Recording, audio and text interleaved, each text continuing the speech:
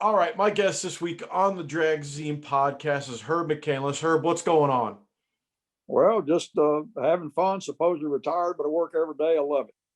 You know what? My dad says all the time, I never worked so hard until I retired. That's right. He's like, I'm always Well, busy. I never really worked in my life because every day I got up and loved what I did. I quit work in 1968 and went racing for a living. And from then on, every day was a new venture. Isn't that, I did something similar. I left corporate America to do, media drag racing stuff full time. And I always tell people, I don't work. I get paid to play race car and have fun. Yeah, there's hard days, but at the end of the day, you sit back, you go, I do race car stuff for a living. Right. Now, we're gonna there's so much to talk about with you, and this is like, I love shows like this because I love nostalgia racing, nostalgia pro stock, super stock. I mean, you've got everything all in one, and there's a lot of people that are going to Google search you to try to find out who you are and what you're all about before they probably look at the show. And you have a cool ass nickname. You are known as Mr. Four Speed. How did you become Mr. Four Speed? Well, in 64, the end of 64, John Moore came to me. He was racing a Plymouth.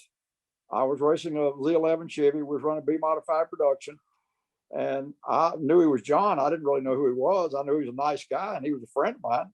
And he asked me if he said Chrysler's building these 65 Hemi race cars. They're only building 10 4-speed cars.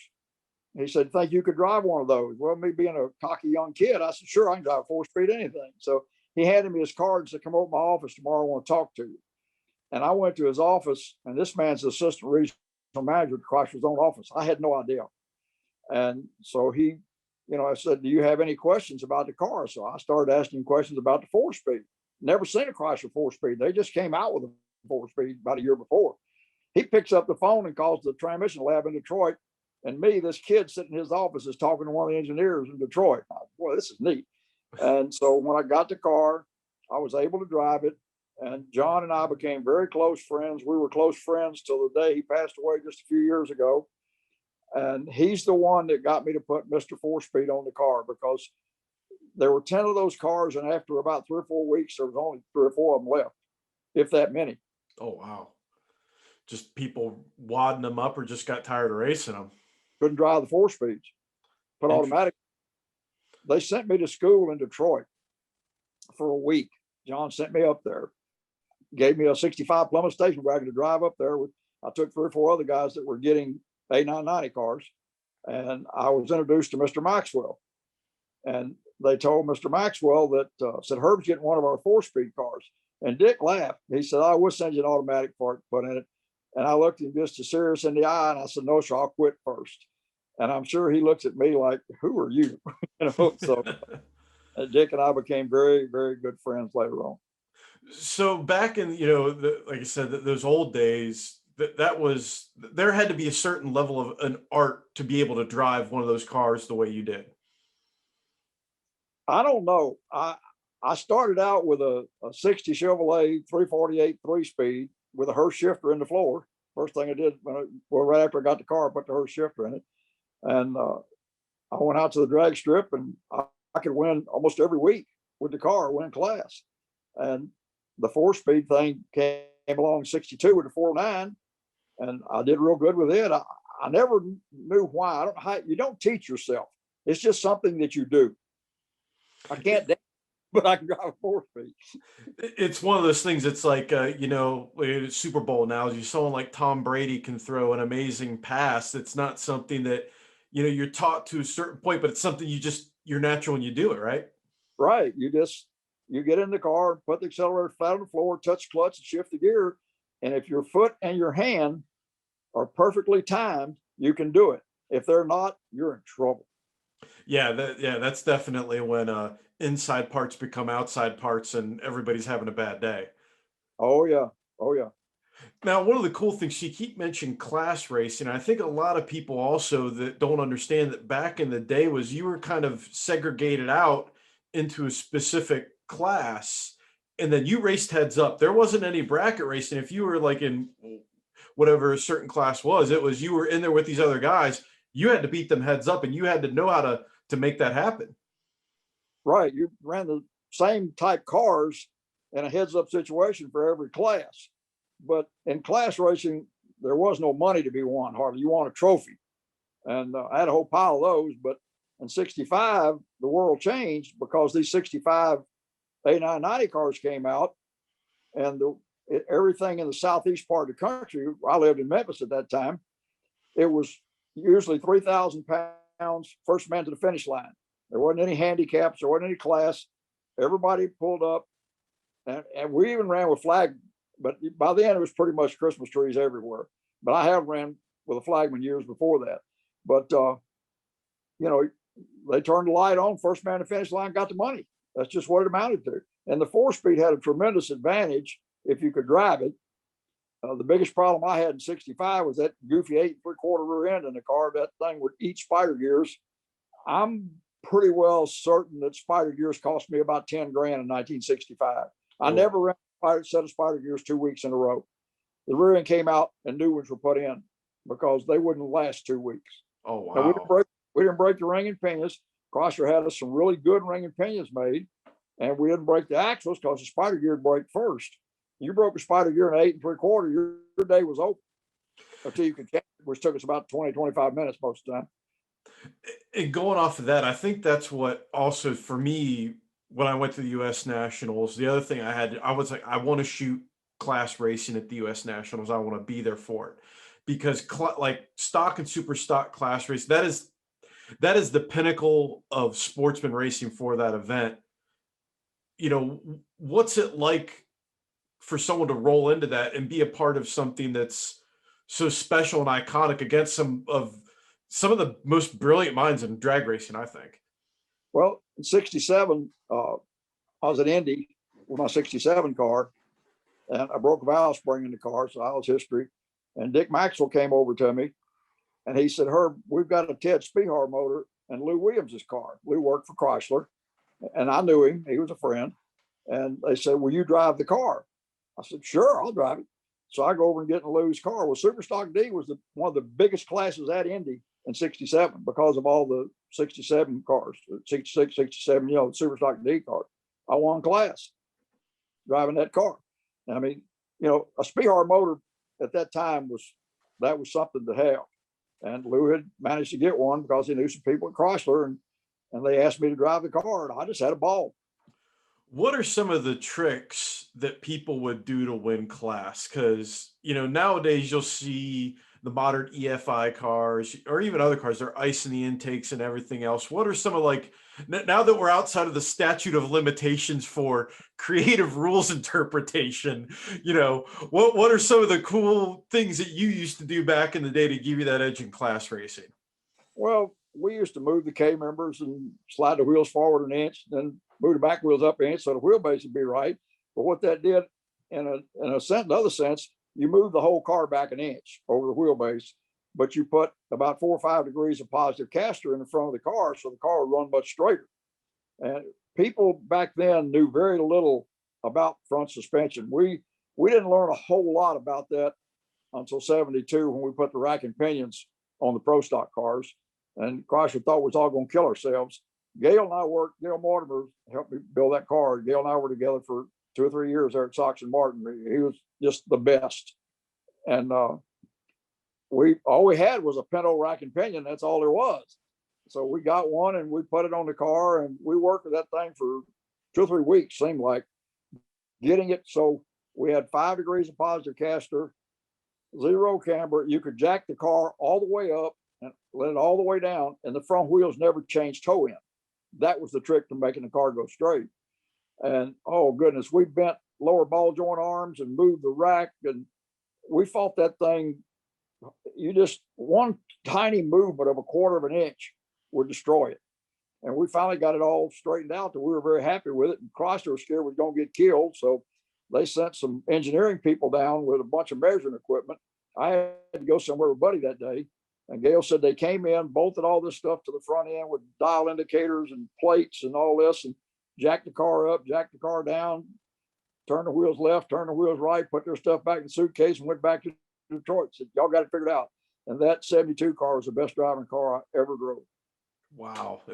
That's interesting. Again, it's the innovation that back in those days that, we're spoiled today by computers and everything that people can do to model it. Back then, you guys were just like, well, we got to figure this out. Let's put our minds to it, use what we need to do. And, you got the work and you beat stuff into shape. Well, there were no computers. We didn't, we weren't engineers. We were racers. And we just set our mind to try to figure out what was going on. And, now we had Mr. Hoover and Mr. Maxwell and Mr. Coddington and Mr. Worley and uh, Mr. Al Adam.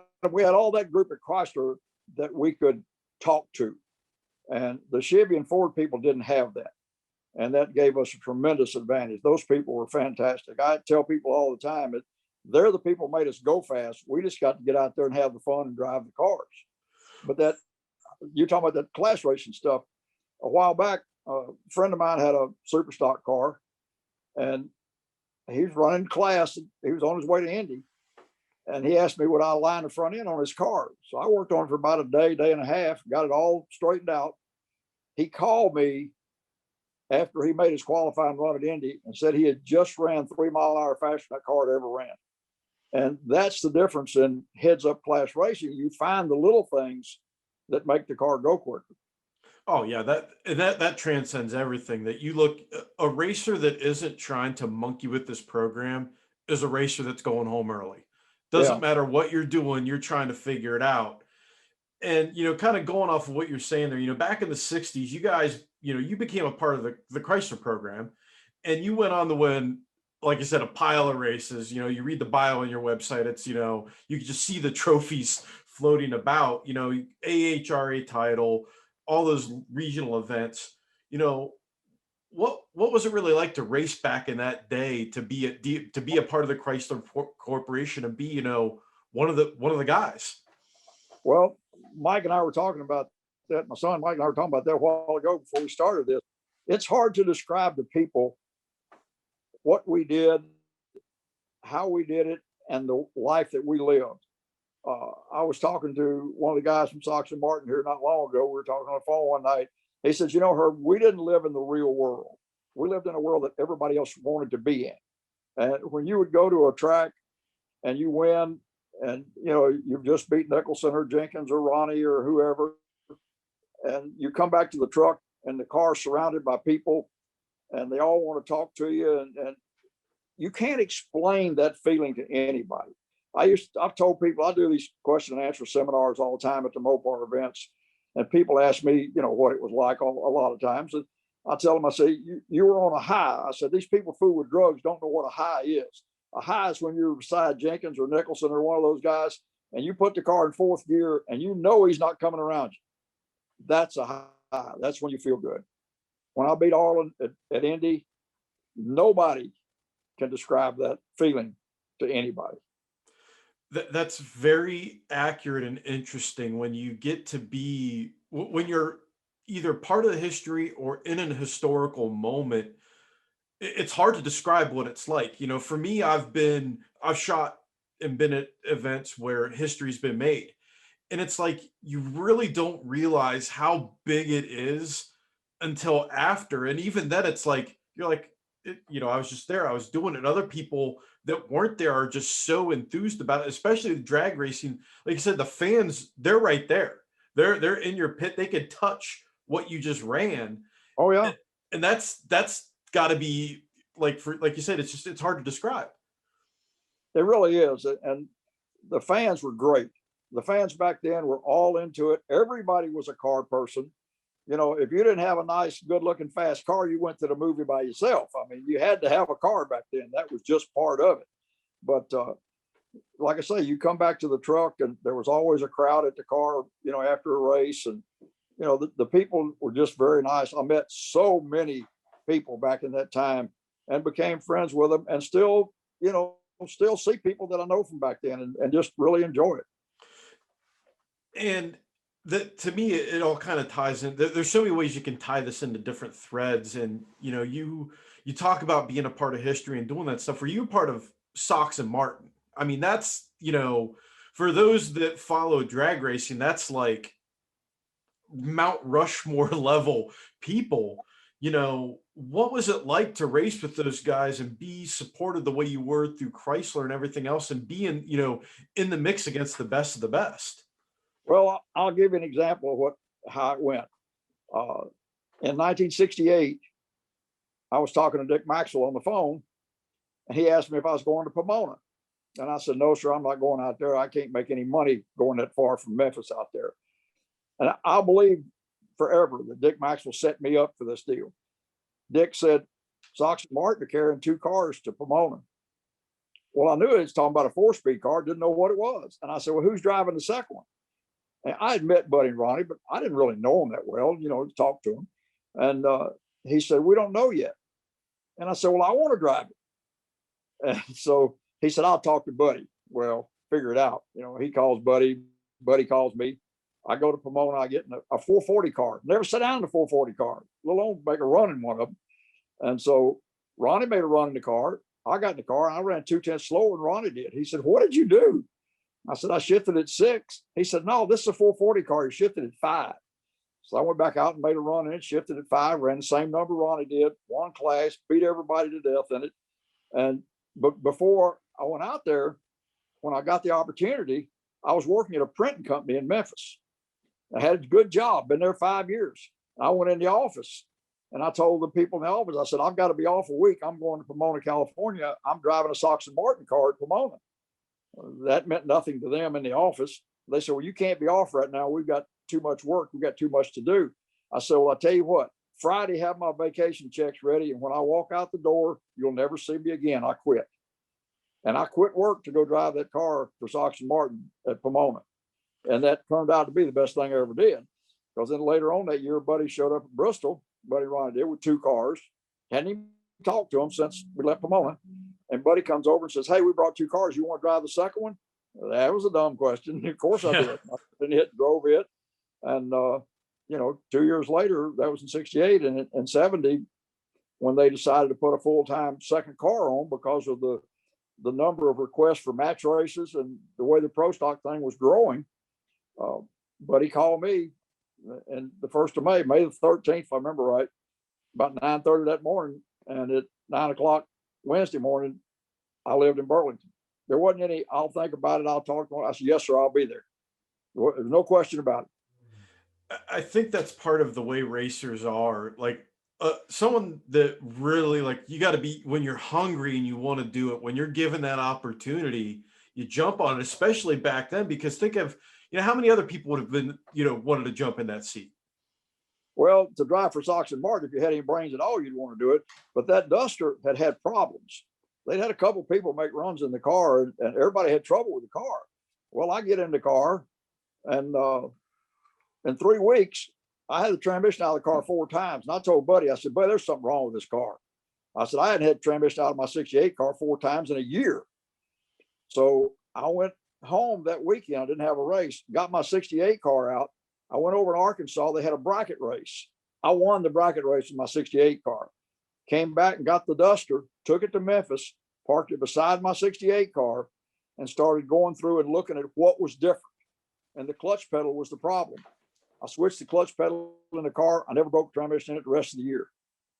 Wow. And I fixed many of those A-body clutch pedals because in 70, they shortened the ratio up on the A-body clutch pedal for these little old ladies buying these 6-cylinder Dusters to drive to the grocery store. And the clutch was too hard for them. So they shortened the ratio up, making the pedal easier. We didn't care how hard it was. We didn't know it anyway when you were doing that. And I have fixed many pedals for people in those cars, and makes a tremendous difference in them as soon as you fix it. It's crazy that little thing makes that much of a difference. And then it boils back down to, that was your job, was to get in that car and win. And you had to figure out how to win at any, whatever it took. Right. It took 5/8 of an inch lengthening the arm on the clutch pedal between the difference of being able to make run after run after run and being able to have trouble. What's something about racing for Sox and Martin that you could tell our viewers and listeners that might surprise them, that, they wouldn't think that it was like that back in the day, or, some cool, fun fact that they might not have ever heard? Well, Buddy's thing was we were going to have the nicest rigs at the track, the nicest cars at the track. You never saw us in t-shirts or dirty jeans or nothing. We looked like we just stepped out of a showroom somewhere at the drag strip all the time. We were never dirty. If we had to change a clutch or something, we took our shirt off and put on something to get out there, change the clutch, and we'd come back out cleaned up and put our good clothes back on. And they were the most professional organization out there by far. They set the standard they were the first ones to do that. And then everybody followed suit after that. But they were very easy people to work with. Dave and Jake and myself and Gail, we all got along great. Ronnie and Buddy never had a problem. I sat in Buddy's office the first day and I said, what happens when Ronnie and I will run each other? He said, first man to the finish line's a winner. And that's the way it was. I was never told to let Ronnie win or to do anything. I mean, I got in the car and went to the starting line with intentions of getting to the finish line first. And Buddy and I are still very good friends today. And he ran that operation like a champ. And, you know, we dealt with our sponsors. It was just a very professional thing. And it was a great life is the best way in the world to describe it. We worked 7 days a week. We worked all week on the cars. It got to a point we were racing Wednesday, Friday, Saturday, and Sunday most of the time. Especially in 72, it was just hectic. Well, you know, that's another thing I wanted to kind of get your take on is, you know, Mopar, you know, Sox and Martin was very dominant with these cars, you know, in stock, super stock, and, you know, pro stock and whatnot. What made Mopar so dominant back in those days for, you know, what was it in that secret sauce that made you guys so good? Oh, that's easy. That's a really easy question to answer. What was it that made us so good?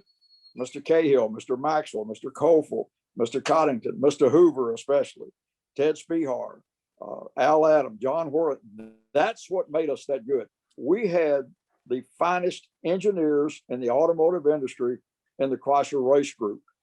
And we tested at Milan a lot. They rented Milan, Michigan almost weekly.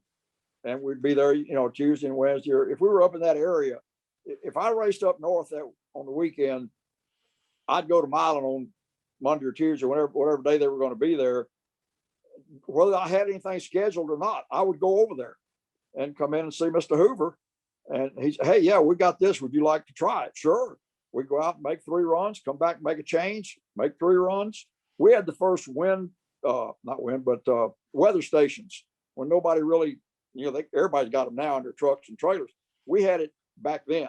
We had a wind meter at the starting line, a wind meter at the 1/8 mile mark, a wind meter at the 1/4 mile mark, barometric pressure, temperature. Al Adam ran all that stuff.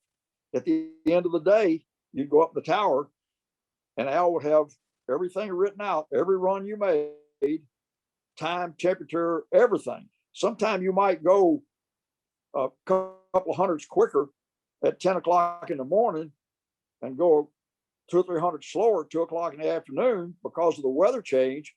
And Al would tell you, no, we went faster on that run actually, because he factored everything back to a base, I guess you call it. And the other racers didn't have, the Chevy and Ford people didn't have anything like that. They had no test program that was running continuously to try to go faster. The Motown missile car was Chrysler's Pro Stock test program. That was Mr. Hoover's baby and Mr. Coddington. They were the backbone of that car. And Ted Spehar. Teddy was the guy that put all the engines together for the missile car. He did all kinds of stuff for Chrysler like that. We had a group that no one else had. And that's why the Mopars were so successful. They wanted to win. That was their job at Chrysler Corporation, to win races. And it's interesting to see that those cars carry, like, they all carry a certain level of mystique. And I think that even transferred over to the street cars, you know, win on Sunday, sell on Monday, because of all of that. Because of that, you know, it came down to, if you wanted to win, you wanted to go fast, you wanted to get the girl, get yourself a Mopar, right? Right. You know, when the Pro Stock came along, Chrysler immediately went to a company called Valchem out in California, had bodies dipped. I mean, they deliver us a body in white that basically was thick enough to hold paint. It wasn't thick enough to do anything else. But our 72 cars, we actually took them down to Holman and Moody, and Gerd, the shop foreman down there, he sprayed foam inside our quarter panels, our roof, and the doors, because the cars were so thin.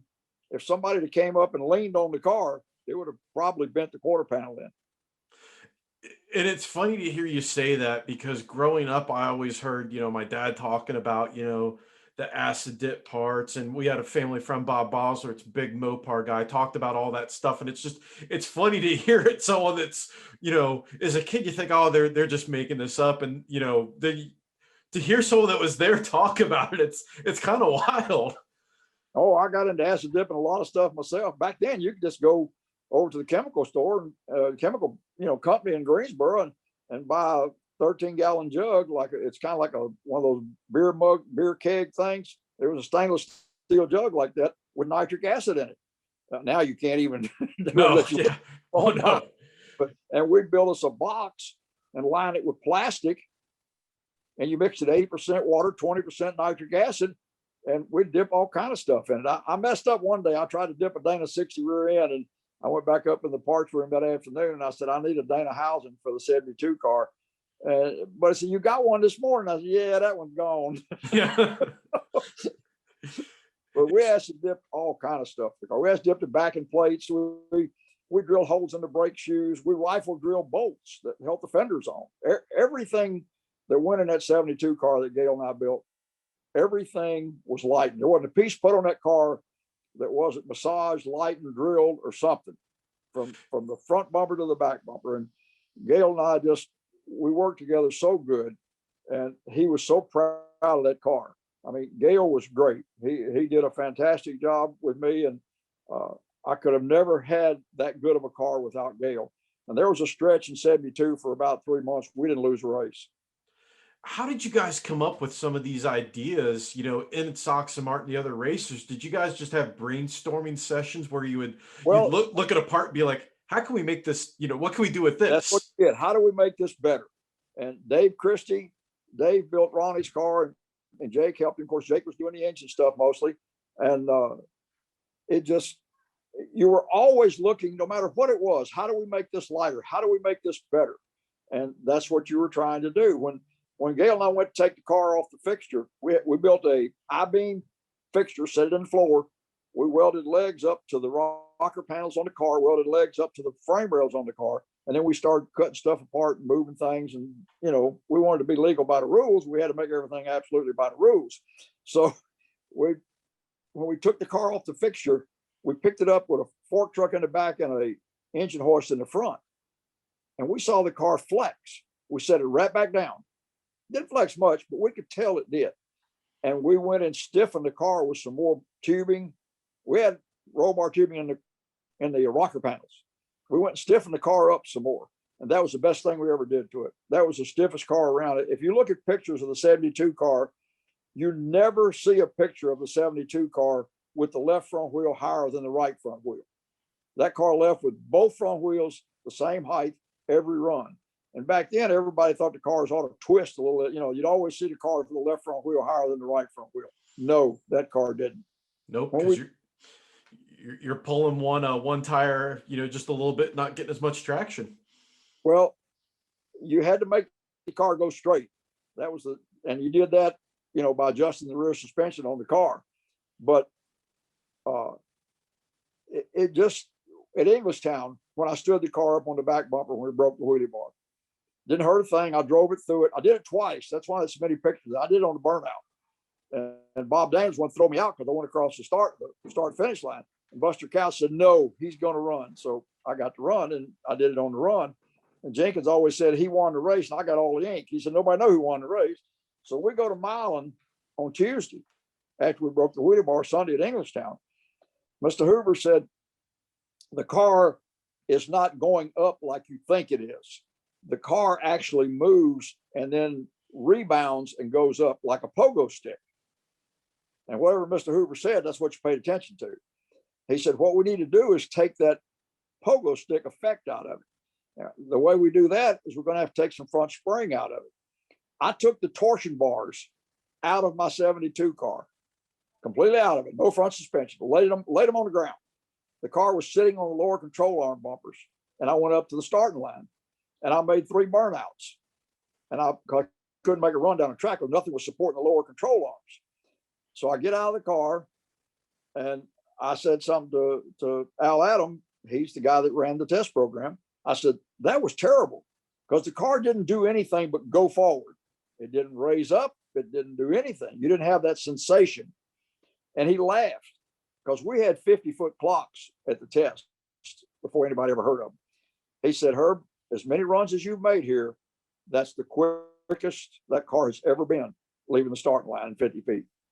So we came home. We left there and came home. I put the torsion bars in the lathe. I spent 9 hours trying to turn them torsion bars down because they'd spring away from the tool. I turned the torsion bars down until they were smaller than my little finger. All they did was hold up the lower control arm, and we put some taller rubber bumpers on the lower control arms, let the frame sit on it, and the car immediately went faster. Immediately. But it didn't, when it left, it just left with the wheels up maybe 2 or 3 inches. And that was it. I tell people all the time that you want to see, someone's on a pass in a radial tire car, even some pro mods, when you see the tire go up about that high and it just carries it, it sets it right back down. Yes. That there is no wasted motion. It's stuck right there, and then it just does its thing. That's what you want to see. Yeah. Some of the neatest pictures I've ever seen at the drag races in a video is when they leave the starting line and about 100 feet out, the front wheel still hadn't moved, and then you set it down. That's a neat picture. That car is going fast. Oh, because yeah. It's not burning energy raising the car up. It's moving forward instead of up. And we immediately started going quicker. So for you, finding these things out and doing there's people that, have different mindsets, they have that analytical mind. Figuring these puzzle boxes out and making these cars go faster. Did you like that more, or did you like the driving side more? Oh, I like the driving side. You close that door, I was in heaven. I mean, I buckle the belts. I don't care where you were or what the situation was. At Indy, I just got in the car. I'd only been with them for a couple of months, and it comes down to me and Vanky. Arlen and I were both nervous, no question about it. We were at the biggest show of the year, the first Pro Stock U.S. Nationals, and we got in the car and buckled the belts, and that was it. You're in your own world. You don't pay any attention to anything outside. The only thing I ever paid attention to after I got in the car was Gale, because he was watching to see what the car was doing, if anything was wrong or whatever. And that was it. I was in charge. I went to the starting line and drove the car, and you were just in your own world. You'd ever thought about, your mind was totally consumed with what was going on inside the car. It's interesting to hear people, that answer, because you get the guys that are big into making cars faster, that the driving to them is secondary. That I've literally heard some guys say, I could care less about the driving. I just like figuring out how to go faster. And then on this side of it, you're just all about getting in that car, like you said, pulling the belts tight and dumping the clutch and letting it rip. Oh yeah. And we worked hard to make the car go faster. I mean, we were involved, that we had to. That's what we did to have the advantage. We didn't have any parts that other people didn't have. We were always accused of that, but that really wasn't true. Sometimes we would get something 2 or 3 weeks ahead of time, because I would go to a test at Milan and run something, and within 2 or 3 weeks, everybody else had the part available to them.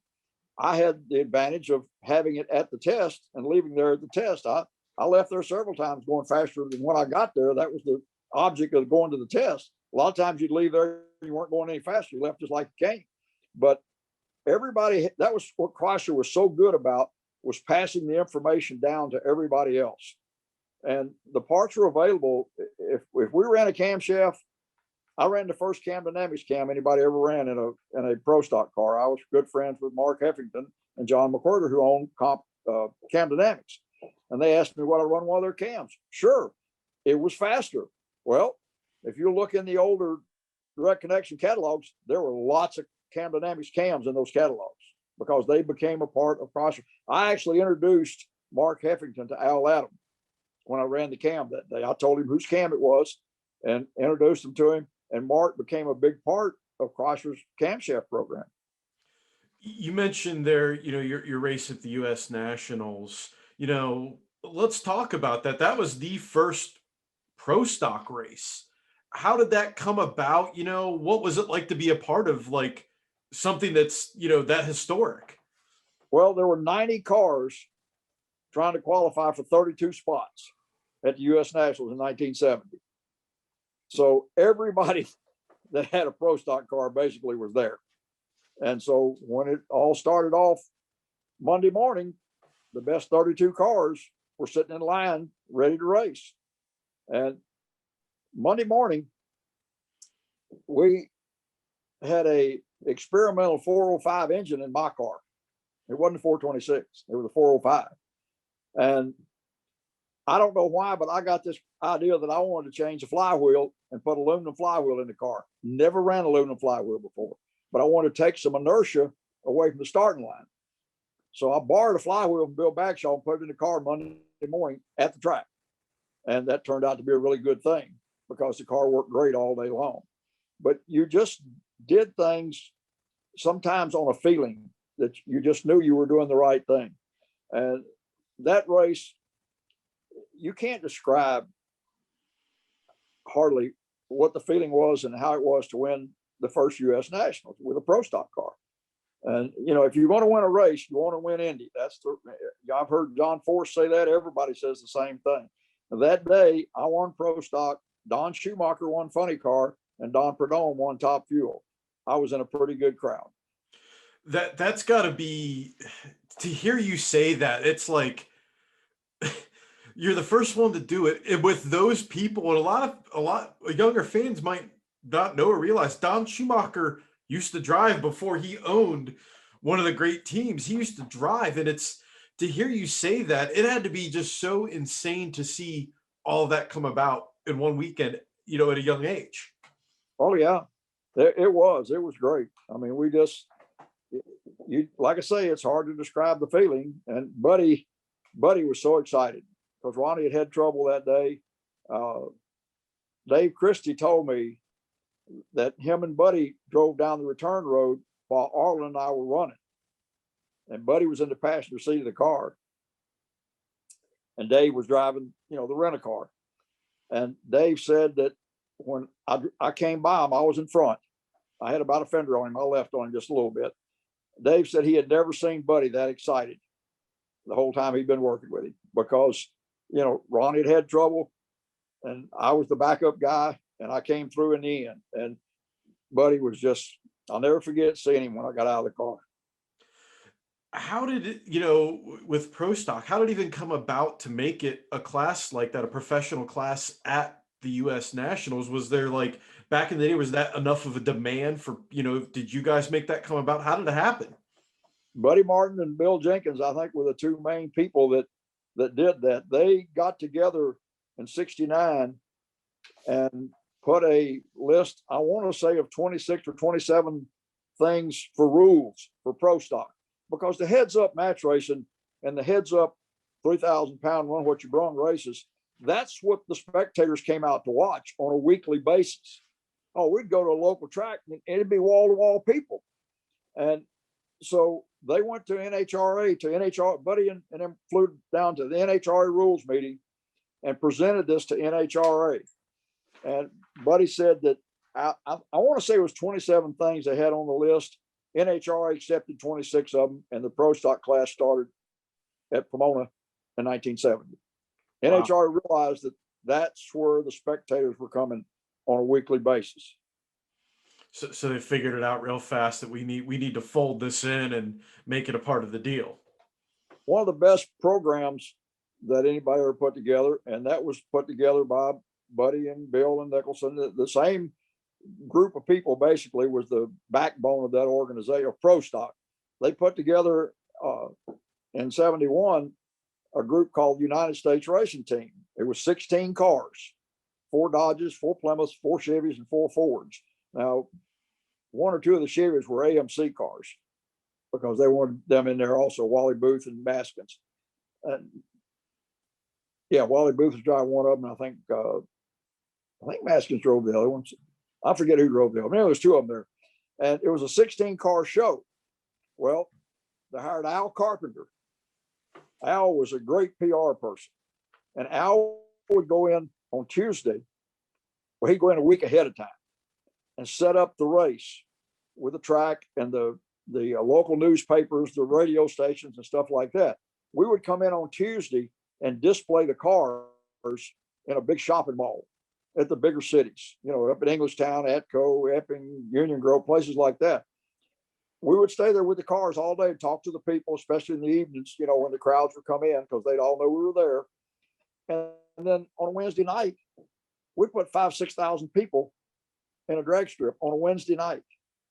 At Minneapolis, they had to shut down the interstate because the traffic was backed up so bad trying to get to the drag strip. And those were the 16 cars. That was the best show that there could have been at that time. It was the best show. Everybody made a run.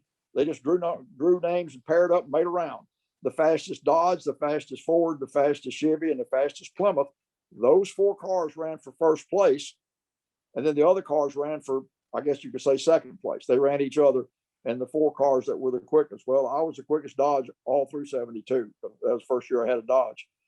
And I won 4 of those in a row. I won Atco, Epping, Englishtown, and Union Grove back to back. And I had Columbus one. I broke a clutch against Nicholson. I was back at the motel, and I was all disgusted. Jenkins got to laughing at me. He said, "I'm about sick and tired of you. I'm glad to see you lose a race." But Bill and I got along great. We really, and Nicholson and I also got along great. But those shows, it wasn't unusual, like I say, to have 5,000-6,000 people on a Wednesday night at a drag race like that. And they were just fantastic shows.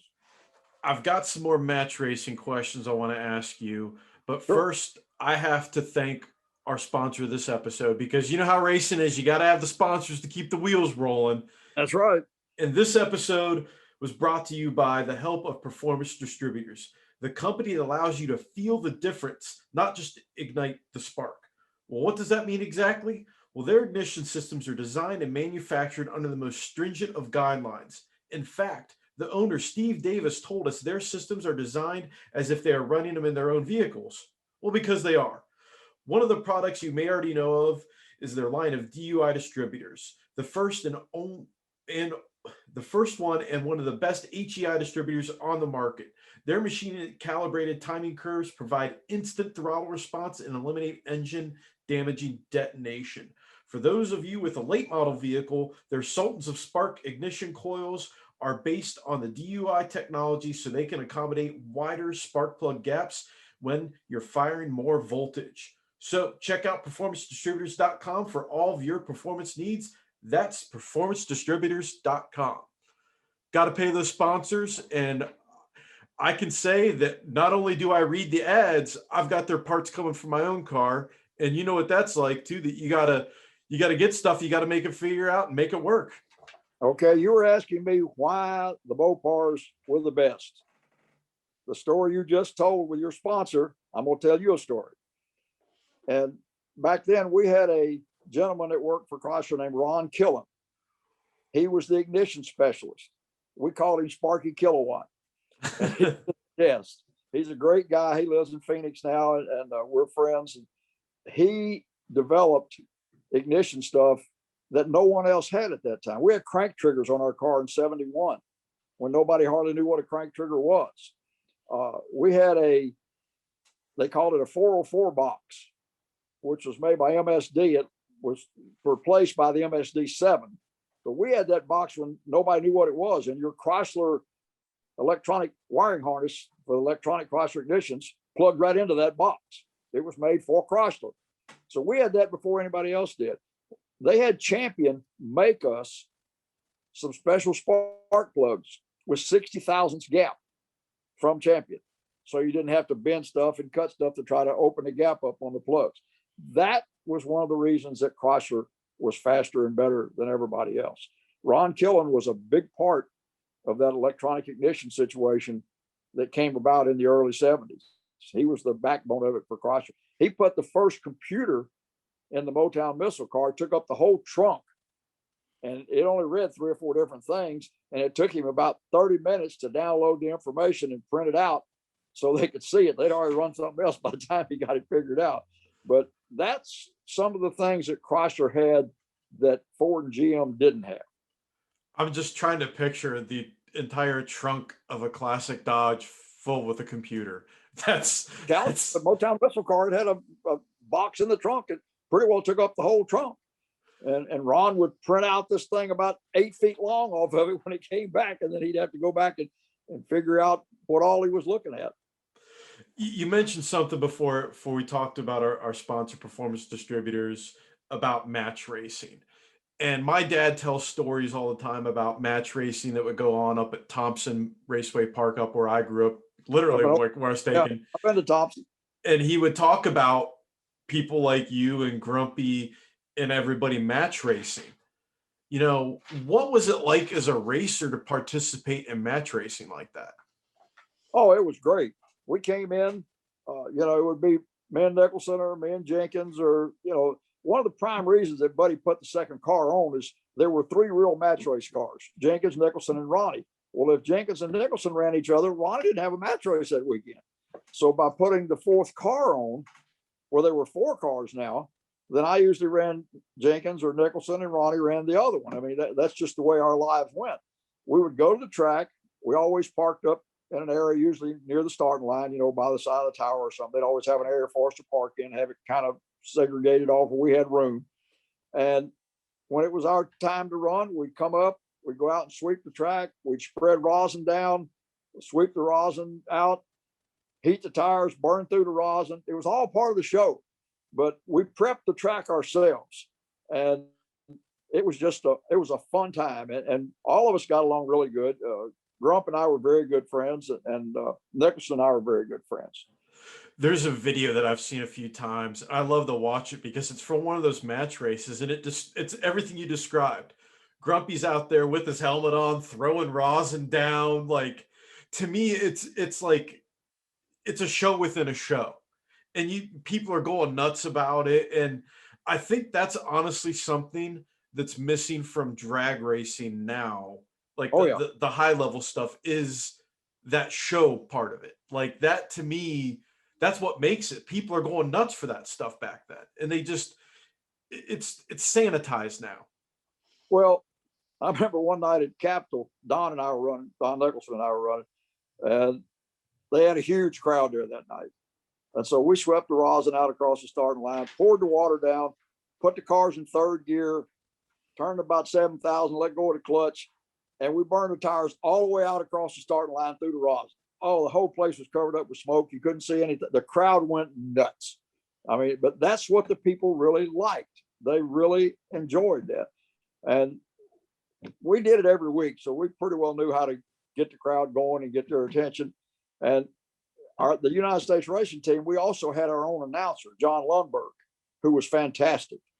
And he would get the crowd into the race. Oh my goodness, he would get the crowd into the race. He was the best at that. And that's why the crowds came out. They were excited to watch us. The United States racing team was basically a fancy match race is what it was. It's heads up, first man to the finish line. And it was really great. I'd like to tell you one little story real quick about how I got started. I want to hear it. Let's hear it. Okay. I had a 60 Chevy that I ran, and I did real well with it. I think I won 14 out of 16 times at the track, one class, little trophies, So I got me a 409. Well, I wanted to go fast with the 409, but I didn't really know how. I'm a kid. So I picked the phone up and I called Nally Chevrolet, where Don Nicholson's shop was. And I got Don Nicholson on the phone. Didn't know him from anybody, never met him. And I asked him if he had an engine that I could exchange my engine for his engine for, and I'd pay him the difference. He said, yeah, he was putting some Z11 stuff together, and that he'd just taken his 4.9 out of the car. He said, I'll take $350 and your engine for my engine. This was on a Thursday morning. I said, I will be there Saturday morning with my engine. I took the engine out of the car, loaded it in the trunk of a friend of mine's car, took it, drove to Nally Chevrolet, walked into Mr. Nicholson's shop on Saturday morning. And I walked up to him and I said, Mr. Nicholson, I'm Herb McCandless. Well, that meant zero to him. I said, I talked to you Thursday. You said you'd take $350 in my engine for your engine. I said, here's my $350. There's my engine. Where's your engine? And so I loaded it up and went home. Well, I put it in the car and I went and ran a match race with a 421 Pontiac, Charlie Mitchell. He spanked me like he owned me because the car stumbled. Well, I heard about this guy named Bill Jenkins. So I got him on the phone. Didn't know him from anybody, never talked to him in my life. I mailed my carburetors to Bill Jenkins and paid him $50 to fix them. I got them back about 2 weeks later. I called a track in Walnut Ridge, Arkansas. A guy named Sanford Bolden ran the track. I said, I want to run Charlie Mitchell. He said, Herb, you just ran him over here a couple of weeks ago. I said, I'll run him for $50. I don't care. That'll pay my gas to get there and back, my lunch. He said, okay. I went over and I spanked Charlie Mitchell like I owned him. And years later, I wound up, racing those two guys every weekend. I had no clue at the time I would ever get to do anything like that. But that's what got me started. It's funny you say all of a sudden you're now racing the people that you were once, mailing stuff to. When you started match racing and even in your drag racing career, who was the guy that when you saw them, you put them on the trailer and you sent them home, that it was just the most satisfying feeling on earth? That one person that you're like, all right, I got to beat this guy and send him home. Well, that was pretty much every week. And there were three people that you wanted to beat worse than anybody: Bill Jenkins in the Chevy, Don Nicholson in the Ford, and Ronnie in his Plymouth. And, I had days that I did that, and you can't describe the feeling. It was great. And, if I beat Ronnie at a race, when I won those 4 United States Racing Team races in a row, that's who I ran at all 4 of them was those guys. And Buddy was just as happy when I was as he, when I won as he was when Ronnie won. Buddy was great about that. Those were his team cars. And of course if I wasn't winning, I wanted Ronnie to win. And, if he wasn't winning, I wanted to win. So, that was just the name of the game. But those guys were really, really good. And we were all good friends. We really were. So one of the other things you get to do is when I first literally heard your voice was at Indy for the Hemi Challenge, when the super stock Hemi cars all pair up and, do amazing, awesome things. What makes those super stock AH cars just that next level cool to you? Well, that's the cars that created Pro Stock. That's the cars that changed the world of racing. The 65 started it. And then we went through the super stock deal in 67. And then along comes the 68 cars. And there was nothing else out there like it. Ford and Chevy had nothing to compete with those 68 cars. And now these guys have refined them to a point that it's unbelievable what they've accomplished with those cars. And those cars created Pro Stock. That's the cars that got us all going toward success, I guess you could say, and toward making our living doing what we love to do. And very few people had that opportunity to do that. And I was just fortunate that I could drive the 4-speed. I didn't mind working 7 days a week. I loved what I did. We never worked an 8-hour day. That was a joke. I mean, we had 40 hours in by about Wednesday afternoon, and then we finished the rest of the week. I mean, you just didn't worry about things like that. It was, let's finish this, then you go home. To me, seeing that, it's one thing to see video of it, but actually being there and seeing those super stock cars running the Hemi Challenge is just, there's this air of trying to think of a way to describe it. Like when you see them in the stage lanes pairing up, it's like gladiators, these gladiators rolling to the line. And you see even fuel drivers, nitro drivers, they come to the starting line to watch this because it is just so damn cool to see these cars do what they do. Oh yeah. The 68 cars are just in a kind of a little world by themselves. They're not worried about class race. They're worried about beating each other that day.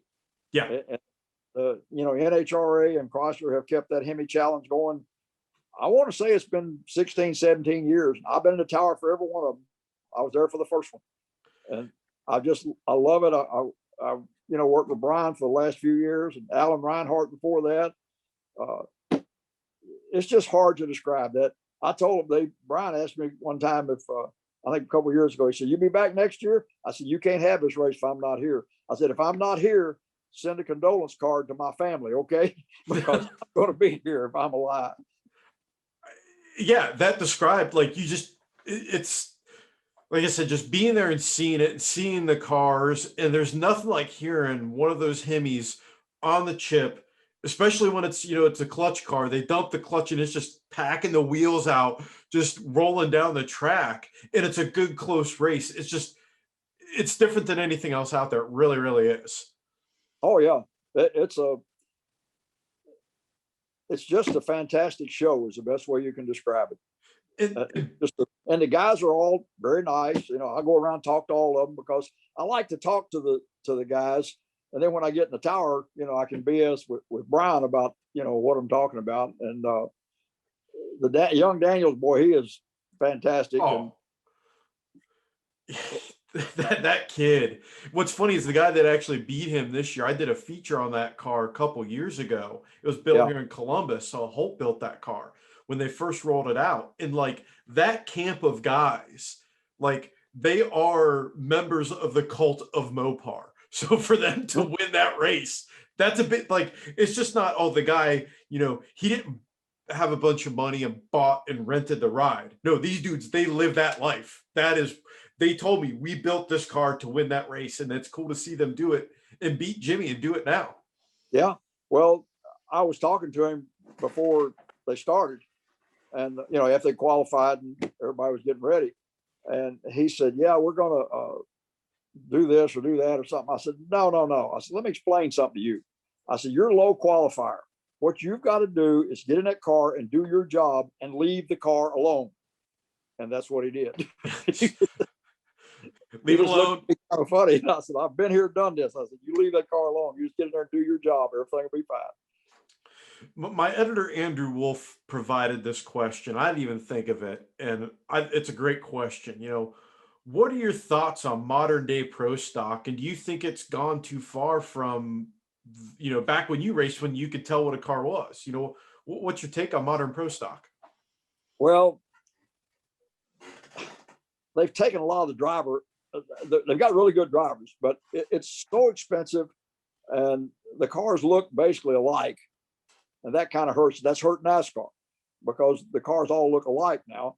And of course, when they put the 10-5 rule in, that just took the Dodge right out of the program. Alan and them were turning that thing about 12,000. And him and his dad, Roy, had done a fantastic job of making that Dodge engine. Well, they won the points championship that year. And then at the end of the year, they put that 10-5 rule in and just killed the Dodge. It murdered it. And they were just heartbroken because Roy Johnson is one of the finest people you'll ever meet. I've known Roy for years and years and years. He is really a good person. And his son, Alan's done a heck of a job with that program. And they're really doing great. Of course, I'm a Dodge person, or a Chrysler person. So I was always pulling for them. But yeah, I think they've taken something out of it. You got some good people in there. The Summit Group, those guys are as nice as they can be. And all of them are. Erica, she's super nice gal. So, and Jaggy, but of course, Jaggy's quit this year. No, his nephew's taken over. Huh? His nephew's taken over that seat. Right. But Jaggy, he's just to me, Jaggy has always just been a gentleman. I mean, he really has. He's just as nice as he can be. Greg Anderson and Jason Line, just two really nice folks. I mean, they really are. I walked up, I didn't know them. I walked in their tent several years ago and introduced myself to them. And both of them said, "We know who you are. Come on in." And just treated me like good as you could ever want to be treated. I agree. And I think that pro stock would see it's seen a resurgence, but I think it would be even bigger if they literally, like, the cars had to look like a new Challenger, the Camaro. Right. You can keep the driveline, you can keep all your whiz bang technology and all that, but you have to use a body that when we put a template on it, it pretty much matches, outside of safety concerns, but it is, you could look at it and be like, that's a Challenger, that's a Camaro, and that's a Mustang. Well, that goes back to the win on Sunday, sell cars on Monday. What do they buy? Yeah. Okay, they won, but what was it they won? I mean, what did it look like? I remember when funny cars looked like real cars. Yeah. Of course, that's really came a long way. But the people the Dodge people came out to pull for us. The Chevy people came out to pull for Bill. The Ford people came out to pull for Don. And, you know, it was just kind of a different world. Racers, we're our own worst enemies because we will do whatever it takes to go faster. Oh, yeah. Like, you know, all these vehicles, you see them look the way they look, the pro stockers and the funny cars, is because they wanted the cars to go faster. They found out about aerodynamics and they're like, this is what we need to go faster. This is what we're going to do. Yeah. Oh, you're just whatever it took. That's what you did. I mean, you know, we were talking about the test that we ran at Milan, and we were testing up there one day. And so I've told this story at Indy. I love it, and everybody does. But we're testing carburetors one day up there. They wanted me to run 3 sets of carburetors across the car. So I ran all 3 sets across the car. Well, set B was 500s faster than set A and C. A and C were about the same as what I had on my car. So I went to Al that afternoon about 4 o'clock, and I said, why don't we run that set B back across the car and make sure they're really 500s quicker than those other 2 carburetors? And he said, okay, we can do that. So I went over to the truck and I told Gail, I said, get the ramps down, put all the tools up, get ready, we're leaving here. He said, I thought we was going to run those carburetors. I said, we are. Put the carburetors on the car. I went out there and blasted down through there 500s quicker, came back, loaded the car in the truck, and started out the driveway. And so John Bauman come chasing me down the driveway. He was, at that time, he was the carburetor specialist there. Did all the pro stock carburetor stuff. And he's yelling and hollering. And I stopped and rolled the window down. And I was driving the truck. And I said, what's wrong, John? He said, where's my carburetors? I said, they're on the car, man. Make another set just like them. And out the gate I went. And I had those carburetors on the car from then on. These are mine now. You can go make more. We left there with new carburetors. Herb, I've got one last question for you before we wrap things up. If you could jump in and drive any race car right now, what would you jump in and drive? Oh, my 72 Demon. That was the most fun car I ever drove in my life. I mean, it's not as fast as what they go today, but that car was so good and so much fun. Let me tell you one quick story here. We were at Martin, Michigan, running a match race. And I called Buddy Sunday night at a gas station. There weren't any cell phones. And Buddy told me, he said, your new heads came in from Mullen, but you've got to be in Atco Tuesday, so you're not going to have time to come home and put them on the car. I said, Buddy, be careful when you pull in the shop in the morning. Don't hit that big red, white, and blue truck that's going to be sitting out there in the parking lot. Gail and I drove all night, come back to Burlington, unloaded the car, changed heads on the car. Bert Schaffner had done the engines for my 72 car. He did the custom motors at Sox Martin, and Buddy asked him to do the stuff to take some load off of Jake. Bird did a fantastic job. He built really good stuff, and he was so proud of that car because it was doing really good. And so he helped us. We changed the heads. We left there Monday night about 8 o'clock, drove all night to Atco on Tuesday morning. And we hadn't been to bed since Sunday morning, and we had to display the car on Tuesday. So we displayed the car. We go to Atco. Well, that was the last pair of cars to run out of the 16. And I put the car in high gear. I looked at the tack. The tack's 300 RPMs higher than I'd ever seen it at the finish line. I said, we're fast. And so I come back up the track, and all these guys are hanging over the fence, waving money and hollering and carrying on. About 100 yards before I got to where I turned into the pits, I could see Gale standing there. And Gale would get excited. And Gale was just jumping up and down because he had the time slip. They'd given him the time slip up there where he turned into the pits. He was just jumping up and down. And he got in the car, and I said, are we low qualifier? He said, we're a low qualifier by a 10th of a second. And, oh, he was so excited. And we turned the corner, and there was 5 of the drivers standing there. I said, Herb, we want you to go to the scales. I just laughed, said, come on, let's go. So we weighed, we were fine, and we won. That's when we started that streak of 4 in a row. Gale was great. And he was so proud of that car and the fact that him and I built that car from a body in white. And we loved what we did. It was hard to describe what we did. It really was. On that note, Herb, we're going to wind things down here. And I like to give my guests their opportunity to channel their inner John Force, and they can thank whoever they want to thank, their sponsors, whatever. So I will turn it over to you, my friend, and you can thank who you need to thank. You can tell people where they can learn more about you, what you got going on. So floor is yours, my friend. Well, of course, the number one person to thank is John Moore. He's the one that got me hooked up with Chrysler. Number two is Buddy Martin. He gave me the opportunity to drive the finest equipment that there was in the whole country. And he just opened doors for me, him and John both. You know, John got me started and introduced me to the right people at Chrysler. And then Buddy came along in 1970 and just gave me the opportunity to change my life. And Chrysler Corporation has been the backbone of my life, my entire life. I would never drive anything but a Chrysler car.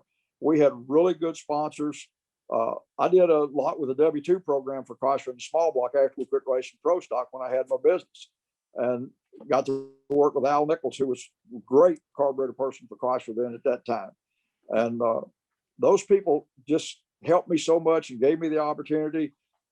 I still do a lot of stuff with Edelbrock. I've been involved in their cylinder head program. I'm still friends with Doug Thorley. You know, Doug's getting on up in his years now. If you look behind me, you'll see an orange Doug jacket that's old and right there. That jacket came in 1968. And, you know, we just had the sponsor people that we got to work with Strange Engineering, who did all kinds of stuff for me. And I've had a great life, and got a lot of people that have helped me a lot. And I enjoy helping people with their cars. I go to these events, and I'm all the time, you know, somebody will ask me a question and I'll get into explaining to them how to do something, why to do it. I really enjoy that. That goes on all the time. And I hope I'll get to do it for a lot more years. I'm 77 years old, work every day, love what I do. I'm putting these 5.7 and 6.1s and stuff in cars now. And, you know, that's just what I like to do. And I'm going to do it as long as I can do it. Well, Herb, it was truly an honor to have you on the show, and hopefully I'll get to shake your hand at Indy this year for the Hemi Challenge. If not, I will be listening in online to hear everything you have to say, because like, folks, get NHRA All Access just for that event, just to hear what the stories and this man's commentary. 100% worth it. Herb, thank you so much for being on the show. It's been my pleasure. Believe me, it has. I've enjoyed it very much.